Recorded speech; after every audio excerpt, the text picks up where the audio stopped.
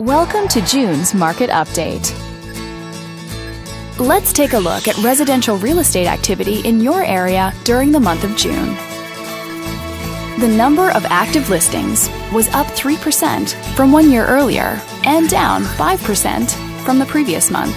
Even so, buyers still enjoyed a greater selection of homes today than they did 1 year ago.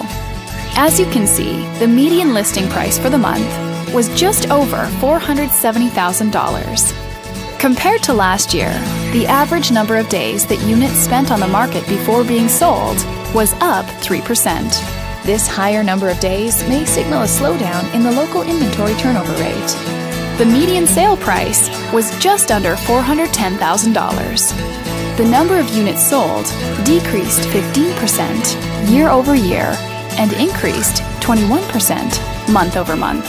Despite a slight annual decrease, this upward monthly sales trend indicates positive momentum.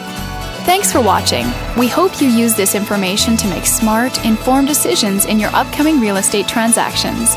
Feel free to contact us for more information or further assistance.